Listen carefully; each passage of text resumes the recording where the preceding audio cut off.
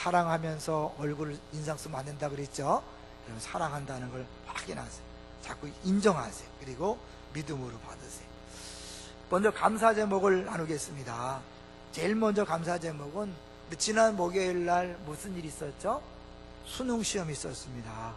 사실 이제 수능 시험을 본다는 자체가 우리 안산에서는 대단히 감사한 일인 거 아시지요? 2년 전에 세월호 사건이 있었을 때 그 세월호 당사자들이 지금 고3 아이들이에요. 학교가 다를 뿐이죠. 우리 아이들이 거기에 희생자가 될 수도 있었던 거죠. 그래서 2년 전에 그 세월호가 터졌을 때 부모들이 고백이 뭐냐면 살아있어줘서 고맙다 이랬어요. 근데 어느새 그걸 잊어버리고 뭐 시험을 잘 봤느니 못 봤느니 이러시면 안 됩니다. 여러분, 살아서 시험을 본 자체가 가장 큰 감사요, 또 감사 제목인 줄로 믿습니다. 가서 또 시험 못 봤다고 인상 쓰신 분들 회개하세요. 가서 야 고맙다, 네가 여태까지 살아주면 고맙다, 이렇게 다시 한번 했으면 좋겠어요. 두 번째로는요, 큰습 창조과학 세미나가 1일 있었어요. 우리 그냥 금요일날 우리 큰습 팀들이 모였는데요, 교육자들하고 다 같이 갔었는데, 특별히 진화의 반대는 뭘까요? 창조가 아닙니다. 진화의 반대는 성경입니다. 근데 이 교회 내에 다중격변론이나 유신론적 진화론이라고 해서 여러분 양무시무시 교수, 우모시모시 교수, 이런 분들이 더 위험한 사람들이에요. 그 사람들은 창조를 얘기하지만 성경을 100% 믿지 않습니다. 창세기를 온전히 믿지 않고 창조를 이야기하기 때문에 그냥 더 위험한 거죠. 이제 그 얘기를 집중적으로 한 거예요. 성경을 성경 그대로 믿는 것이 중요합니다. 그래서 사실은 이제 이번에 우리 교육자들이 그것을 듣고 다시 한번 도전받고, 저도 처음에 창조과학 탐사 가서 느꼈던 그 감사를 회복하는 좋은 기회가 됐습니다. 세 번째로는 추수감사절을 맞이해서 또 올해도 저도 100가지 감사 제목을 적어봤는데요, 적을 때마다 하나님 베푸신 애가 너무 크고요. 여러분들 꼭 해봤으면 좋겠어요. 100가지를 어떻게 다 적나? 적는 거 해보면요 너무 많아요. 그래서 저도 100가지 적고 나서 보니까 빼먹은 게 너무 많더라고요. 감사할 내용들이 너무나 많은데 할 수 없이 100가지만 고르다 보니까 그렇게 됐어요. 그럼 한번 꼭 100가지 감사 제목 한번 적어보면, 야, 내가 받은 은혜, 사랑이 얼마나 큰가를 알 수 있을 거예요. 오늘이 끝이 아니라 오늘 기점으로 다시 시작하는 거니까 꼭 100가지를 한번 적어보세요. 자, 이제 오늘 제목을 한번 볼까요? 오늘 제목을 보겠습니다. 제목이 뭡니까? 하나님 앞에 선하고 받으실 만한 삶. 자, 우리 신앙생활 하면서요, 잘한다고 생각했는데 잘못 알고 있는 것들이 너무나 많아요. 저는 아까도 얘기했지만 이제 창조과학 탐사를 가기 전에는요, 제가 주 하나님 지으신 모든 세계, 그러니까 세상을 바라보면서 하나님의 창조 솜씨를 찬양했었어요. 근데 그 창조과학 탐사를 가보니까 지금 보이는 세상이 창조된 세계가 아니야. 어떤 세상이죠? 지금 이 눈에 보이는 거는 창조된 게 아니라 노아 홍수의 흔적이에요. 왜냐하면 노아 홍수로 전 세계가 뒤집어졌잖아요. 믿습니까? 그러니까 이게 창조의 모습이 아니에요. 노아 홍수 심판의 모습이에요. 그런데 저는 목사지만 그냥 무심코 창세기와 노아 홍수를 다 믿고 설교했지만 눈에 보이는 것이 창조라고 생각했어요. 아니죠. 창조된 것이 심판받아서 변화된 건데 그래도 아름답잖아요. 여기 보면 야, 심판받은 모습도 이렇게 아름다운데 처음에 창조되었을 때는 얼마나 더 아름다울까, 이렇게 되는 거죠. 그러니까 우리가요 제대로 알면 더 큰 감사와 감격이 있는데 제대로 모르기 때문에 하나님이 주신 것들을 온전히 누리지 못할 때가 많이 있는 거죠. 이제 오늘 본문도 마찬가지예요. 사실 우리가 본문이 너무너무 중요한데 이 사실을 우리가 너무 잘 모르고 지나가요. 자, 한번 3절을 볼까요? 오늘 본문 제목을 삼은 것이 3절인데 3절을 읽어보죠. 시작. 이것이 우리 구주 하나님 앞에 선하고 받으실 만한 것이니. 선하고 받으실 만한 것이다. 분명히 잘 안 와닿죠. 근데 여러분 이거는 와닿을 거예요. 하나님, 분명한 하나님 뜻이 성경에 있어요. 뭘까요? 데살로니가전서 5장 16절부터 18절 외워볼까요? 뭐죠? 항상 기뻐하라, 쉬지 말고 기도하라, 범사에 감사하라. 이것은 너희를 향하신 하나님의 뜻이다. 너무나 분명한 거예요, 여러분. 기뻐하고 기도하고 감사하는 것은 하나님 확실한 뜻이야. 하나님 뜻을 몰라서 못 살겠다, 이런 건 안 돼. 하나님 뜻이 분명해. 근데 그 하나님 뜻이다, 그거를 메시지 성경에 보면 이렇게 번역했어요. 하나님께서 우리에게 바라시는 생활 방식이다. 그러니까 하나님 뜻을 우리에게 바라시는 생활 방식이라고 했어요. 근데요, 동일하게 하나님이 바라시는 생활 방식이라고 번역한 부분이 있는데 어딜까요? 눈치 빠른 분들은 딱 눈치챘을 거예요. 어딜까요? 네, 이 3절이에요. 2장 3절, 우리 구주 하나님 앞에 선하고 받으실 만한 것이니, 이거를 똑같이 번역해놨어요. 그러니까 결국 의미상으로 하나님 뜻이니라, 그것과 하나님 앞에 선하고 받으실 만한 것이 뭐예요? 같은 의미라는 거예요. 그냥 그만큼 이게 소중하고 중요한 거예요. 그러면 뭐냐? 하나님 앞에 선하고 받으실 만한 것, 하나님 확실한 뜻, 하나님 원하시는 생활 방식이 뭐냐? 2장 1절 보겠어요. 2장 1절 시작. 그러므로 내가 첫째로 권하노니 모든 사람을 위하여 간구와 기도와 도구와 감사를 하되, 첫째로 권하노니, 이건 첫째, 둘째, 셋째가 아닌 거 아시죠? 왜냐하면 둘째, 셋째가 없으니까. 그래서 무엇보다도 먼저 우선순위인 거예요. 가장 중요한 것. 더구나 이 디모데전서는 바울이 죽기 전에 유언 형식으로 쓴 거예요. 이제 바울이 가장 중요하다고 생각하는 것을 디모데에게 써서 보냈는데, 그 중요한 디모데전서 중에 더 중요한 것, 가장 먼저 알아야 될 게 뭐냐면 모든 사람을 위하여 간구와 기도와 도구와 감사를 하는 것입니다. 그러면 간구는 뭐고, 기도는 뭐고, 도구는 뭐고, 감사는 뭘까요? 이게 뭐나 간구와 기도와 도구까지만 나오면 좀 알겠는데, 감사까지 나오는 게 약간 헷갈릴 수 있어요.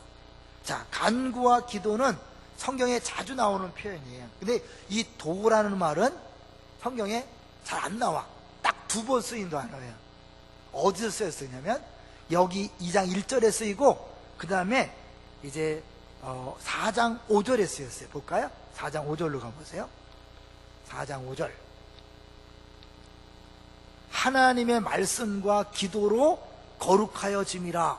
이 기도라는 표현이 원어적으로 뭐냐면 오늘 2장 1절에 썼던 도구와 같은 단어를 쓴 거예요. 딴 데는 안 나와. 그러니까 바울이 2장 1절에서 이 말을 쓴 거는 굉장히 의미가 있는 거죠.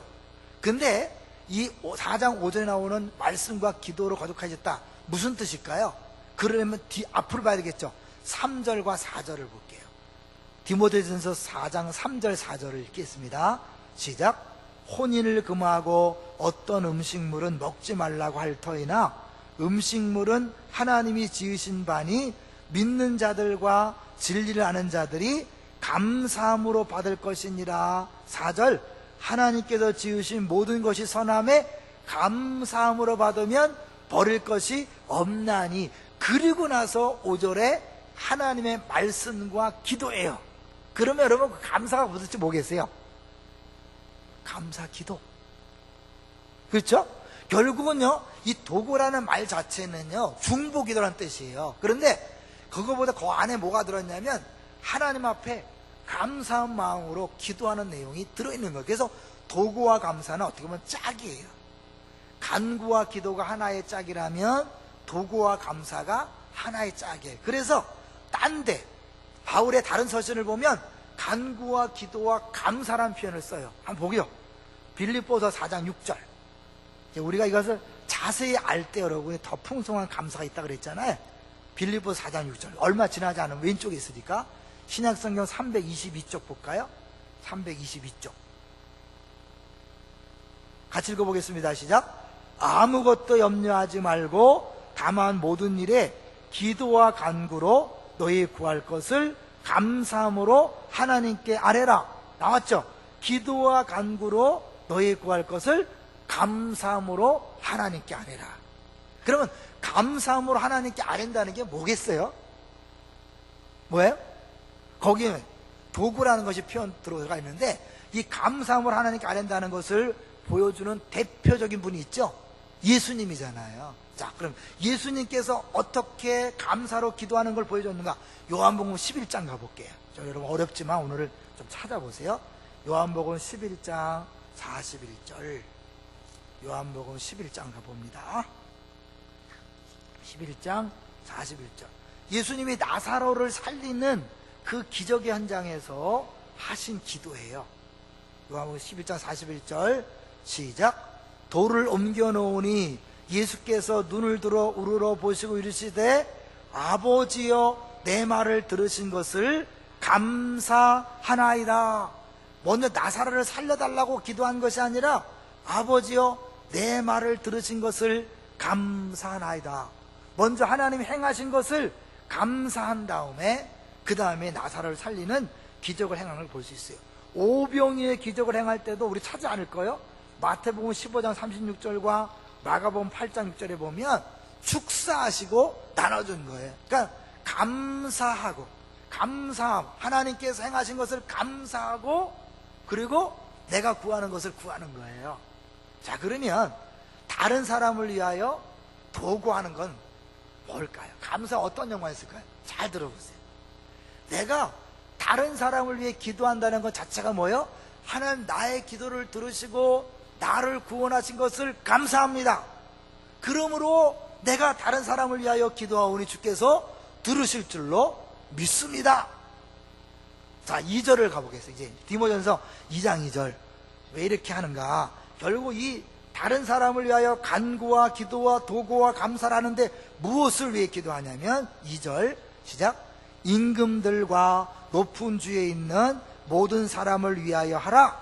이는 우리가 모든 경건과 단정함으로 고요하고 평안한 생활을 하려 함이라. 사실 우리가 모든 사람을 위하여 간구하고 기도와 도구와 감사를 하는데 그 모든 사람에게 한 건 뭐냐면 특별히 유대인들이 유대인 선민 사상이 있었잖아요. 유대인만 구원받는 것이 아니라 이방인들도 하나님의 구원의 대상이다. 이방인을 위해 기도하되 특별히 그 이방인들의 리더, 임금들과 높은 주에 있는 사람들을 위하여 기도해야 된다. 왜? 그래야 우리가 모든 경건과 단정함 속에서 교회하고 평안한 생활을 하랍니다. 이것을 아주 쉽게 설명하면 여러분, 로마가 기독교를 핍박할 때 어려웠어요? 쉬웠어요? 어려웠잖아요. 근데 언제 기독교가 예수 믿는 게 쉬워졌죠? 그렇게 상대적으로 313년에 콘스탄틴 대제가 기독교를 공인한 다음에 핍박이 사라졌잖아요.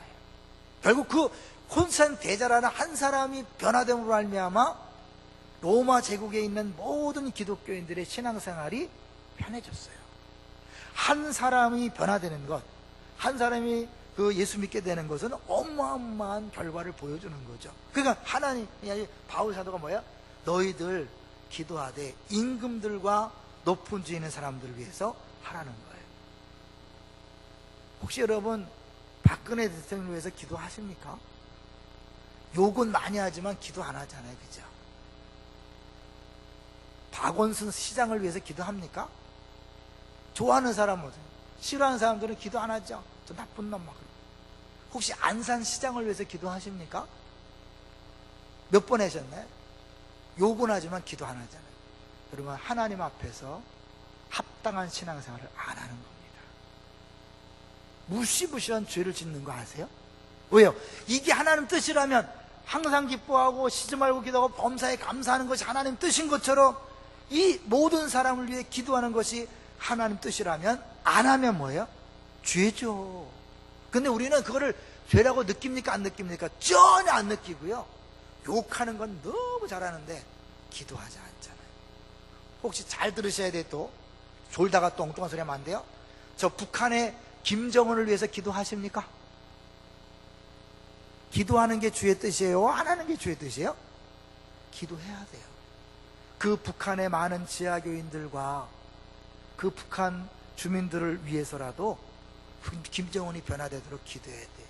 우리 방송 봤죠? IS가 파리에 엄청난 테러를 치르고 자기들 했다 큰 소리 치는 걸요. 어떻게 되죠?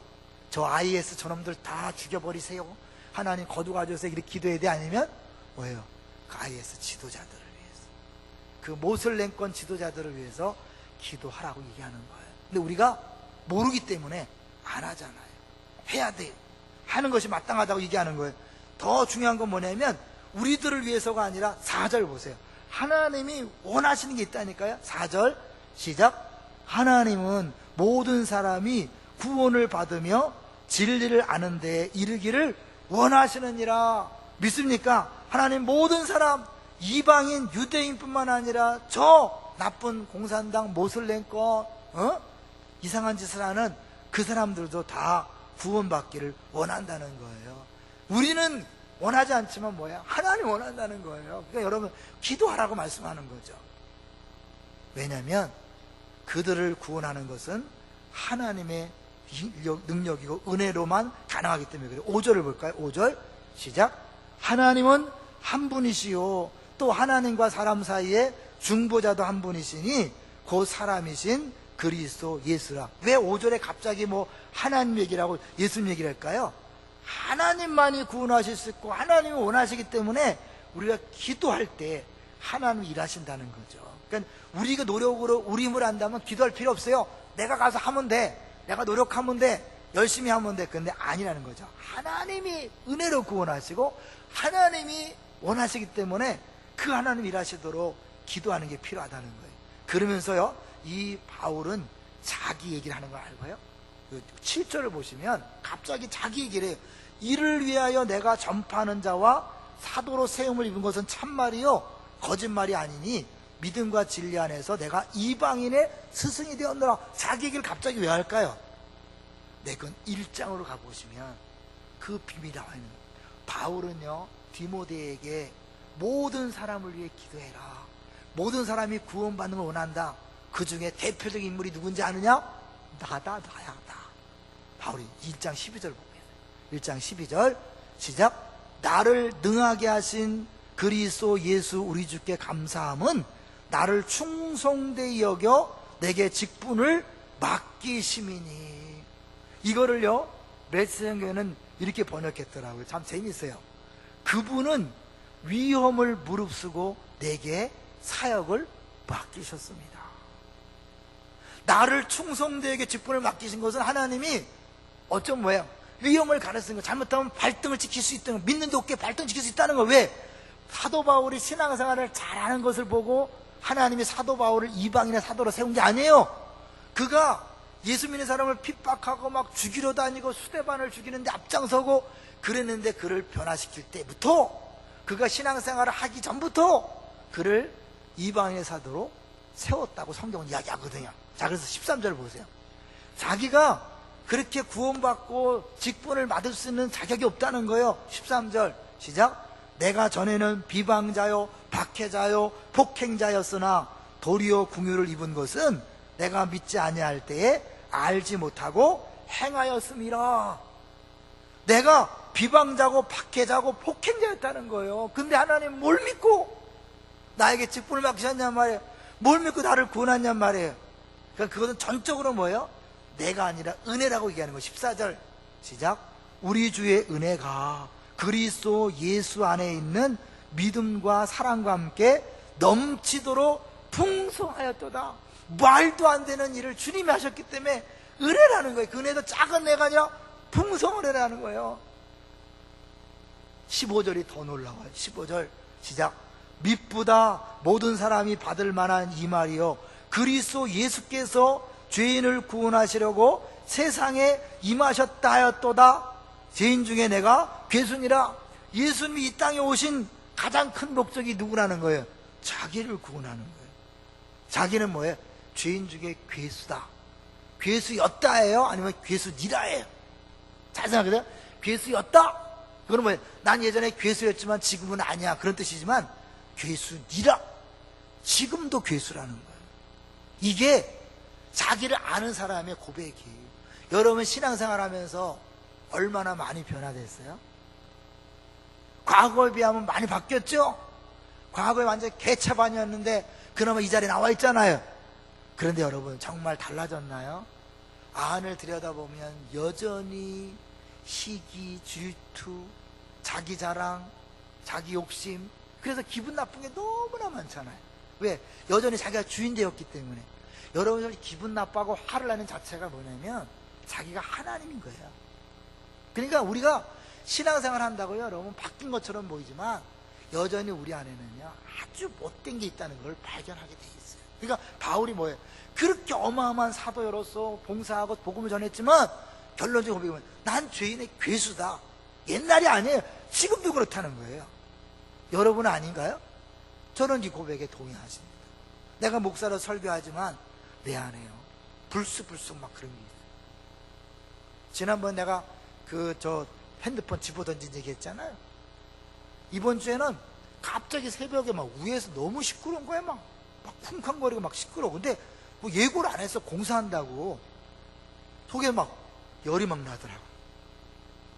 목사인데도 우리의 이 육신을 입고 있는 아니야 우리가 여러분 이 죄인의 괴수라는 고백을 하지 않을 수가 없는 거예요. 그런데 왜? 그 죄인의 괴수가 하나님의 은혜로 구원받았다. 할렐루야. 그리고 직분을 받았다. 근데 그건 뭐냐면 16절이에요. 자, 16절. 다 같은 자기 같은 그런 나쁜 아주 악다 괴수를 구원하신 것은 뭐냐면 16절 시작. 그러나 내가 궁유를 입은 까닭은 예수 그리스도께서 내게 먼저 일체 오래 참으심을 보이사 후에 주를 믿어 영생 얻는 자들에게 본이 되게 하려 하심이라. 본이야, 모델이야. 무슨 모델? 봐라, 저 바울같이 저렇게 못된 죄인의 괴수, 핍박자, 해방자, 가장 나쁜 놈도 어떻게 해요? 하나님이 구원해서 이방인의 사도로 세웠다. 그렇다면 구원 못할 사람이 있다 없다? 없다. 변화되지 않을 사람이 있다 없다? 없다. 그러므로 너희는 모든 사람을 위해서 기도해야 된다. 모든 사람들이 구원받을 수 있고 모든 사람들이 변화될 수 있기 때문에 너희들이 스스로 판단해서 이방인은 안 되고 저 공산당은 안 되고 저 모슬렘권은 안 되고 저 인간은 안 되고 이렇게 나누지 말고 모든 사람을 위하여 기도해라. 주님은 그들을 구원할 수 있고 변화시킬 수 있고 또 그들이 구원받기 원하고 변화되기를 원하신다. 할렐루야. 우리 이웃초청잔치를 진행하고 있는데요, 여러분 내가 마음에 판단하지 마세요. 아, 저 인간은 안 되겠어, 저 인간 도저히 안 돌아올 것 같아, 그러지 마세요. 주님이 하시면 사도 바울 언제 변화시켰어요? 막 자기네 그 동네에서 예수 핍박하는 거 모자라서 주기서를 가지고 다른 지방까지 달려가서 믿는 사람을 잡아오려고 그렇게 가던, 저리 예수 믿을 가능성도 없었고 예수 믿는 사람들이 두려워 떠는 그런 인간을 하나님이 한순간에 바꿔놨다니까요. 그리고 그를 사도로 바꿨어요. 이게 하나님이 하신 일이에요. 이게 하나님이 한 분이시요, 그 하나님과 사람의 중보자의 한 분이신 예수 그리스도가 이 땅에 오심으로 이뤄놓으신 놀라운 일인 줄 믿습니다. 그게 이제 다만 우리가 원하는 때가 아니라 하나님 원하는 때 된다는 6절 볼까요? 2장 6절로 가보세요. 이렇게 이미 하나님이 다 하시고 예수님이 이미 다 죽으셨지만 그러나 뭐예요? 6절에 그것이 기약이 이르러질 때 구원 역사가 있다는 거죠. 6절 시작. 그가 모든 사람을 위하여 자기를 대성물로 주었으니 기약이 이르러 주신 증거니라. 이게 하나님의 때에 하나님 방법을 하기 때문에 우리는 뭐예요? 그냥 기도는 하는 거예요. 언제 어떻게 하실지 알 수가 없어요. 어제까지 안 나온다고 큰소리 치다가 갑자기 나올 수 있다니까요. 이번에 이제 토요일날 우리 새사역자 신방을 했는데 우리 교회 집사님의 시어머니예요. 오랫동안 기도했는데 이제 최근에 나오셨어요. 근데 신방하면서 최근에 광주에서 이제 얼마 전에 광주에서 20년 동안 불교를 믿다가 갑자기 모든 걸 다 때려치우고 광주에서 신앙생활을 막 열심히 하던 분이에요. 초신자인데 열심히 하다가 안산을 이사 왔어요. 근데 그분이 바로 우리 그 집사님의 시어머니하고 같은 동네에 사는 거야. 그래서 지금 손잡고 막 두 분이 다니면서 너무너무 좋아하는 거예요. 그걸 보면서 야, 우리 저 시어머니가 지금 나온 이유가 있구나. 저분과 만나서 신앙생활 재밌게 하려고 했구나. 이제 물론 하나님 완벽한 뜻은 모르지만 우리가 볼 때 생각할 때 하나님이 그래서 그랬구나. 그냥 내 주변에 도저히 예수 믿을 것 같지 않고 막 뺀질거리는 건 사람도요, 하나님 때가 되면 적당한 역간을 하나님 만들어 놓으신 다음에 주 앞에 돌아오게 될 줄로 믿습니다. 주님이 하시는 알 수가 없어요. 그러니까 우리는 뭐예요? 기도하는 거예요. 기도하면 하나님이 하시는 거예요. 저는 근데요, 이 말씀을 묵상하다가 딱 떠오른 게 뭐냐면, 결국 우리가 구원받고 변화되는 것은 누군가가 기도했고, 누군가 하나님 앞에 눈물을 흘리고 섬기고 기도하는 것 때문에 구원받았다는 걸 보여주는 거잖아요. 그렇죠? 구원을 위해서 하나님이 원하시면 하나님이 구원하시지만 우리의 기도를 원하시잖아요. 이 말은 뭐예요? 우리가 구원받은 것은 우리가 잘나서, 우리가 특별해서 구원받은 게 아니라 누군가 기도했기 때문이다. 할렐루야. 그런 마음에 감사하고 있더라고요.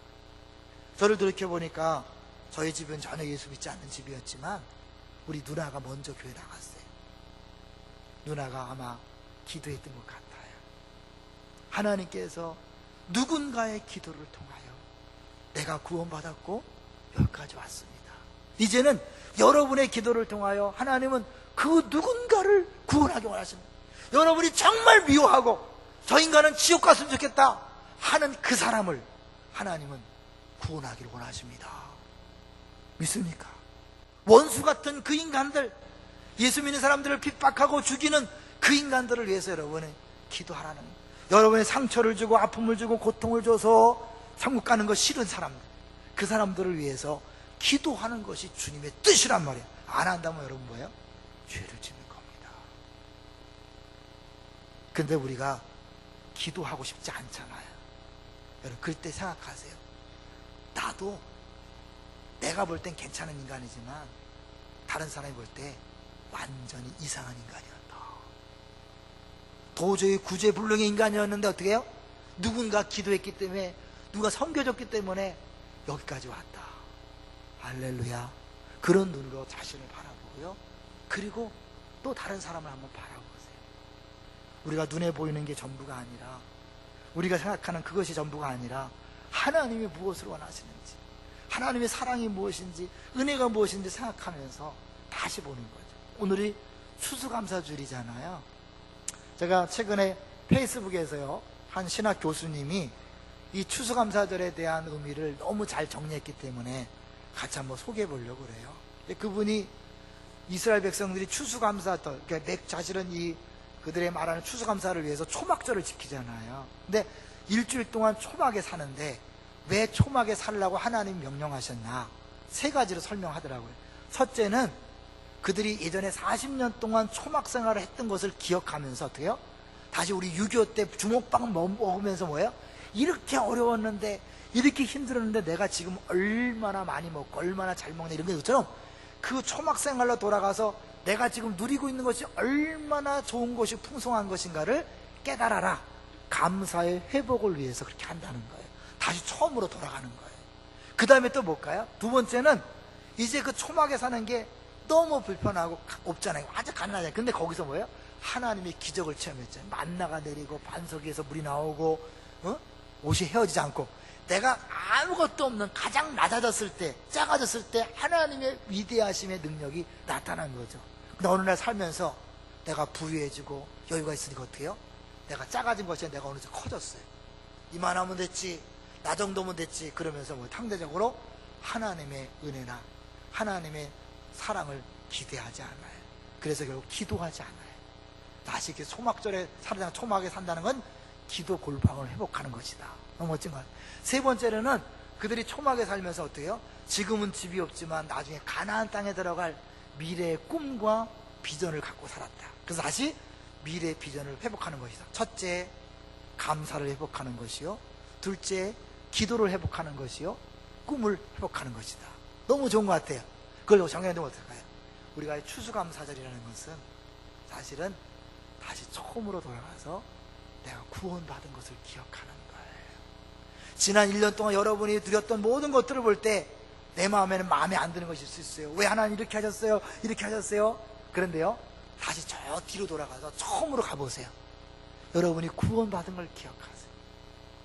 아까 처음에 감사할 때 우리 수능 잘 본 거 맡은 거 떠나서 그 아이들이 살아있다는 자체, 시험 볼 수 있다는 자체가 감사라 그랬죠. 처음으로 돌아가 버리면 그 모든 것들이 다 은혜요, 감사예요. 넷째 때 여러분 제로 포인트란 말 많이 들었을 거예요. 내가 처음에 시작할 때 그 제로 상태로 한번 돌아가 보세요. 구원받은 상태로 돌아가 보세요. 그러면 어떻게 해요? 달라 보이는 거예요. 눈이 달라지면서 인생을 재해석하고, 그렇구나, 내가 받은 은혜가 너무나 크고 너무나 감사하고 너무나 기쁜데 잊어버렸구나. 다시 한번 회복하고 다시 시작하는 게 추수감사절의 의미예요. 왜 1년에 한 번 추수감사절 지냅니까? 그 감사를 회복하는 계기를 마련하는 거거든요. 자, 그래서 이게 영상을 한번 보겠어요. 여러분, 우리 눈이 바뀌는 것이 얼마나 중요한가. 영상을 한번 보죠.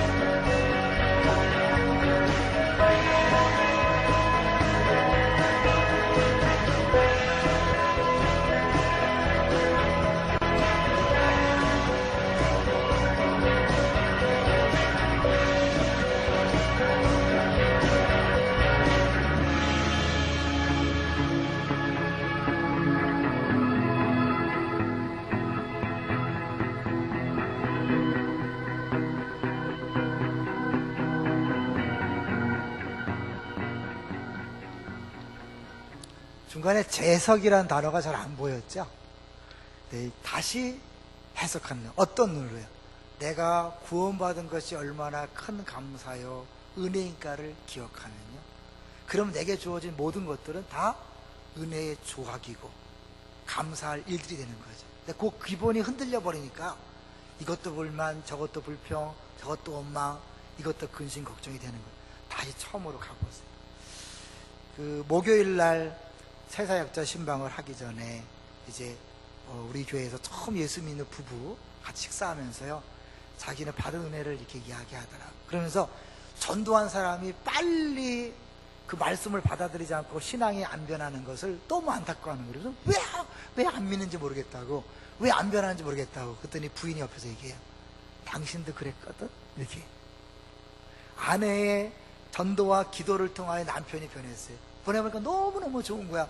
누굴 전도했어요. 이 사람이 빨리 안 변해.